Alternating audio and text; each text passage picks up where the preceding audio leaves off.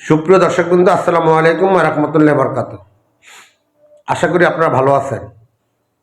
গতকালকে অথবা পরশুদিন জাতীয় পার্টির চেয়ারম্যান জিএম কাদের একটি বড় দলকে উদ্দেশ্য করে, বিশেষ করে বিএনপিকে উদ্দেশ্য করে এবং তারেক রহমানকে উদ্দেশ্য করে বলছিলেন, রাজনীতি যদি গণভোটে হা ভোটের পক্ষে অবস্থান নেন তাহলে ভুল করবেন। এই কথাটা বলার ঠিক একদিন পরে তারেক রহমানকে দেখা গেল উনি হা ভোটের পক্ষে অবস্থান নিয়েছেন। আজকের নিউজে দেখলাম জামাতের আমির শফিকুর রহমান উনি বলছেন একটি দল ঠেলায় পরে হা ভোটের পক্ষে অবস্থান নিয়েছে। আমি 3 দিনে 3টা ঘটনা বললাম। একটা হইল জিএম কাদের বিএনপিকে এবং তারেক রহমানকে উদ্দেশ্য করে বলছে গণভোটে যদি হা ভোটের পক্ষে অবস্থান নেন তাহলে ভুল করবেন। কিন্তু ঠিক তারপর দিন তারেক রহমান হা ভোটের পক্ষে অবস্থান নিয়েছেন। আজকে জামাতের আমির বলছে একটি দল ঠেলায় পরে হা ভোটের পক্ষে অবস্থান নিয়েছে। তাহলে জিএম কাদের যে সাবধানটা বিএনপিকে করেছিলেন, তারেক রহমানকে করেছিলেন, আমার মনে হয় তারেক রহমান সেটা বুঝতে ভুল করছে। দীর্ঘদিন তারেক রহমান দেশের বাইরে ছিলেন এবং দেশের যেই পরিস্থিতি, মানুষের যেই চিন্তা ভাবনা, আমার মনে হয় তারেক রহমান সেটা বুঝতে পারেন নাই। এবং 5ই আগস্টের আগে মানুষের যে মনোভাব ছিল, 5ই আগস্টের পরে কিন্তু মানুষের সেই মনোভাব নাই। 5ই আগস্টের আগে মানুষ শেখ হাসিনার উপরে, আওয়ামী লীগের উপরে এবং আওয়ামী শাসনের উপরে মানুষের যে ধরনের ক্ষোভ ছিল, যে ক্ষুব্ধ অবস্থা ছিল, বলতে গেলে খোদ আওয়ামী লীগেরাই শেখ হাসিনার প্রতি যথেষ্ট রকমের বিরক্ত ছিলেন। কিন্তু 5ই আগস্টের পরে মানুষ যে আশা নিয়ে শেখ হাসিনার বিরুদ্ধে আন্দোলন করেছে, সেই আশাটা যখন মানুষের পূরণ হচ্ছে না, মানুষ কিন্তু এখন সেই অবস্থানে নেই। এবং যে বিষয়টা নিয়ে গণভোট, বিশেষ করে জুলাই সনদ, এটাই তো মুখ্য। এখানে আবার উচ্চ কক্ষ, নিম্ন কক্ষ, ওই যেটাকে বলে গণপরিষদ, এই বিভিন্ন ধরনের কথাবার্তা। এর মধ্যে মানুষ আরও কিছু শর্ত আছে, যে শর্তগুলো মানুষ জানে না, জানিয়ে মানুষ সন্দিহান। এবং গত 1.5 বছরে যত জায়গায় মুক্তিযোদ্ধাদের অপমানিত করা, মুক্তিযোদ্ধাদের গলায় জুতার মালা পরানো, তাদের বাড়িঘরে হামলা করা, বুলডোজার চালানো, বঙ্গবন্ধুর প্রতিকৃতি ভেঙে দেওয়ার আগে সেখানে প্রস্রাব করে দেওয়া, 32 নম্বর ভেঙে দেওয়া, গুড়িয়ে দেওয়া, সর্বশেষ বীরশ্রেষ্ঠ মতিউর রহমানের যে স্মৃতিফলক সেটাকে ভেঙে দেওয়া হয়েছে। এখন এছাড়া মুক্তিযুদ্ধে কতজন লোক নিহত হয়েছে, কতজন লোক শহীদ হয়েছে, মা বোনরা ধর্ষিত হয় নাই, মানে পাকিস্তানের পক্ষে পাকিস্তানকে নিষ্ক্রুশ করার জন্য বর্তমান সরকার এবং জামাত যে সমস্ত কাজগুলো করেছে, মানুষ কিন্তু এখন এই সরকারের উপরে যথেষ্ট রকমের ক্ষুব্ধ।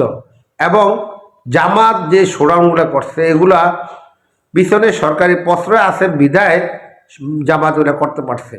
আর যদি মানুষের মনে এই ধারণা থাকতো সরকার ওনার এই জামাতের পিছনে নাই এবং সরকার পৃষ্ঠপোষকতা করছে না, মানুষের মনে এই ধারণা থাকলে আমার মনে হয় জামাত ঘর থেকে বেরোতে পারতো না, ভোট তো দূরের কথা। কিন্তু সেই জামাতের পাল্লায় পরে আপনারা হা ভোটের পক্ষে চলে গেলেন, বিশেষ করে বিএনপি হা ভোটের পক্ষে চলে গেল। এখন আজকে ডাক্তার শফিকুর রহমানের মতো লোক তারেক রহমানকে টিপ্পণী কাটে। কি আশ্চর্য দেখেন, তারেক রহমান দেশে আসার পরে এই ডাক্তার শফিকুর রহমান তারেক রহমানের সাথে দেখা করলেন। দেখা করে কি বললেন, আমরা একসাথে রাজনীতি করবো, একসাথে দেশ করবো। আজকে সেই শফিকুর রহমান তারেক রহমানকে টিপ্পণী করেন, বলেন বিএনপির 2001 থেকে 2006 যে সরকার, তখন দুর্নীতিতে বিশ্ব চ্যাম্পিয়ন ছিল 4 বার। এই ধরনের কথাবার্তা পর্যন্ত ওনারা বলেন, তারেক রহমান ইন্টার পাস, এই ধরনের কথাবার্তা পর্যন্ত বলেন। অথচ এই বিএনপির কোলে পিঠে করে জামাত এই পর্যায়ে এসেছে। তাদের যে অতীতের যে কথাগুলো আমি কি জানি না, তারা এগুলো ভুলে গেল না ভুলার চেষ্টা করছে? কিন্তু ভুলে গেলে অথবা ভুলার চেষ্টা করলেও জামাত মনে ভুলতে পারবে না, এদেশে মানুষকে ভোলাতে পারবে না। জামাত বিএনপির 52তে 18তে এমপি হয়েছে, 2001-এ 17 জন এমপি হয়েছে, 2টা মন্ত্রী হয়েছে, এবং এই যে দুর্নীতিতে বিশ্ব চ্যাম্পিয়ন হওয়া তার ভাগ বাটোয়ারাও এই জামাত নিয়েছে। বাংলাদেশ যে একটা জঙ্গি রাষ্ট্রের তকমা পেয়েছিল সেটা কিন্তু এই জামাতের কারণেই পেয়েছিল। তো বিএনপির বগলের নিচে থেকে আজকে তারা বিএনপিকে টিপ্পণী করে, যেরকম ছিল 5 আগস্ট আগে যারা এখন বলে আমরা হঠাৎ শিবির হঠাৎ জামাত, তাদেরকে কিন্তু ছাত্রলীগের ছিল, যুবলীগে পাওয়া পাওয়া ছিল, সেখান থেকে বেরিয়ে বলে আমরা আওয়ামী লীগ না, অনেকে বলে লুঙ্গির নিচে ছিল।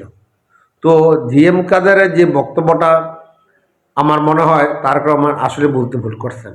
জিএম কাদের কেন সাবধান করছেন তারেক রহমানকে, সেটা তারেক রহমানের আরেকটু চিন্তা ভাবনা করে সিদ্ধান্ত নেওয়া উচিত ছিল। এখন দেশের 2টা পক্ষ, একটা গণতন্ত্রের 71-এর পক্ষ শক্তি আর একটা 71-এর বিপক্ষ শক্তি। এই গণভোটকে মানুষ 71-এর বিপক্ষ শক্তি এবং বিপক্ষ একটা ব্যবস্থা বলে মনে করে, এবং মানুষের যেই চিন্তার চেতনা, মানুষ এখানে খুব ভীত সন্ত্রস্ত। তারা মনে করে এই গণভোটে যদি জয়যুক্ত হয় এবং জয় লাভ করে, তাহলে স্বাধীনতার বিষয়ে মানুষ যে 71-এর যে চেতনা সেখানে যথেষ্ট আঘাত হবে, এবং মুক্তিযোদ্ধারা যেই সম্মান নিয়ে দেশে চলাফেরা করত, যেই মর্যাদা দিয়ে দেশ চলাফেরা করতো, সেটা করতে পারবে কিনা সন্দেহ আছে। এবং আমি বারবার দেখতেছি বিগত 1.5 বছরে কেন যেন জামাতের কৌশলের কাছে বিএনপি বারবার ধরা খাচ্ছে, এবং বিএনপি যে অপ্রতিরোধ ছিল, অপ্রতিদ্বন্দ্বী ছিল, আজকে বিএনপি সেখানে নাই। তারেক রহমান এই ভোটের পক্ষে অবস্থান নিয়ে আমার মনে হয়, আমি একজন সাধারণ মানুষ, এত বেশি কিছু বুঝি না, তবে আমার যতটুকু অনুমান তারেক রহমান মনে ভুল করলেন। তারেক রহমানকে জিএম কাদের যেভাবে সাবধান করছিলেন, ওনার মনে এটা একটু চিন্তা ভাবনা করা উচিত ছিল। জিএম কাদের একজন অভিজ্ঞ রাজনীতিবিদ, উনি সাবেক রাষ্ট্রপতি হুসেন মোহাম্মদ এরশাদের ভাই। বিগত 35 বছর বিভিন্ন প্রতিকূল অবস্থার মধ্যে উনি জাতীয় পার্টিকে টিকিয়ে রাখেন, এবং বর্তমানে জাতীয় পার্টি আলোচিত। যদি এই মুহূর্তে মানুষ যদি অবস্থান নেয় 71 রক্ষা করতে, গণভোটে অংশ নেবে এবং না ভোট দিবে, তাহলে কিন্তু জাতীয় পার্টি চমক দেখাতে পারে এবং চমক ফলাফল অর্জন করতে পারে। সেখানে জাতীয় পার্টি সরকার গঠন করার মতো সম্ভাবনা তৈরি হয়ে যেতে পারে। আর ওই যে জামাত যেটা লাফায়, জামাত কিন্তু এই 5%-এর যে ভোটটা সেটা হয়তো 6-7 হয়েছে। এই বড় বড় সমাবেশ, আমার কাছে 2 কোটি টাকা থাকলে আমি একটা সমাবেশ দেখাইতে পারি, এটা কোনো বিষয় না। সমাবেশ দিয়ে ভোট হয় না, সাধারণ মানুষের মধ্যে কী হয়। আরেকটা সাধারণ মানুষ কী বলে, আরেকটা দেখি আমাদের এই জামাতের যে আমির, উনি নারীদের নিয়ে কথা বলেন। তো বাংলাদেশে তো কোনো নারী কোনোটাও নিগৃহীত হয়নি। ওনাদের কিছু নারী কর্মী আছে যারা জান্নাতের টিকিট বেচতে গেলে সেখানে অপদস্থ হয়, কারণ এই দেশের মানুষ জামাতের নারীদের কাছ থেকে জান্নাতের টিকিট কিনতে চায় না। আর সেটাই ডাক্তার শফিক সাহেবের খুব বেশি গোসা হয় উনি যখন এই শুনেন ওনাদের জান্নাতের টিকিট বিক্রি করা বা বেহেশতের হুরদেরকে মানুষ নাজেহাল করে, নিগৃহীত করে, কোথাও কোথাও ধাওয়া দিয়েছে, এমন ঘটনা ঘটেছে। তো সেই ক্ষেত্রে উনি অনেক গোসা করেন। কিন্তু ওনার ক্ষমতা আসলে এদেশের নারীদের কী হবে, এদেশের ইসলামের কী হবে, এদেশের অর্থনীতির কী হবে, এই দেশের স্বাধীনতা সার্বভৌমত্বের কী হবে, মানুষ সেই নিয়ে সন্দিহান। এবং এই ক্ষেত্রে শেষ মুহূর্ত যদি মানুষ গণভোট ঠেকানোর জন্য কেন্দ্রে যায়, ভোট দিতে যায়, তাহলে এই জিএম কাদেরের আগামীর প্রধানমন্ত্রী হওয়ার সম্ভাবনা উড়িয়ে দেওয়ার কোনো সুযোগ নেই। কারণ জিএম কাদের হাতে এখনও 196 জন প্রার্থী তরতাজা আছে, শত প্রতিকূল অবস্থার মধ্যেও। আপনারা দেখেন গত 1.5 বছরে এমন কিছু নাই যা জাতীয় পার্টির উপর দিয়ে এই সরকার, জামাত এবং ওই কখনো ছাত্র জনতা, কখনো তো জনতা, বিভিন্ন নামে জাতীয় পার্টির উপর এমন কিছু না যা করে নাই। কিন্তু তারপরও জিএম কাদেরের এই গতিশীল নেতৃত্ব এবং কৌশলী রাজনীতিতে এই যে জাতীয় পার্টিতে কয়েকটা বাঘা বাঘা লোক ছিল যারা নিজেদেরকে সব কিছু হত্যাকর্তা মনে করতো, তারাও কিন্তু হারিয়ে গেছে। বুঝতে হবে জিএম কাদের অভিজ্ঞ ব্যক্তি, তারেক রহমানের জিএম কাদের এই পরামর্শটা গ্রহণ করাটা আমার মনে হয় যুক্তিযুক্ত ছিল। তারেক রহমান ভোটের আহ্বান করলো, আমি নিশ্চিত যদি সুষ্ঠু ভোট হয় ভোট কখনোই পাস করবে না এবং এই গণভোট টোটালি ফেল করবে। তো জিএম কাদের সাবধানটা যদি তারা আমার শুনতেন সেটা ভালো করতেন। আপনাদের যদি কোনো মন্তব্য থাকে সেটা আমার কমেন্ট বক্সে জানাতে পারেন এবং আল্লাহ সবাইকে হেফাজত এখন ভালো রাখুন, অন্তত আগামী নির্বাচনটা দেখার তৌফিক দান করুন। আসসালামু আলাইকুম ওয়া রাহমাতুল্লাহি ওয়া বারাকাতুহু।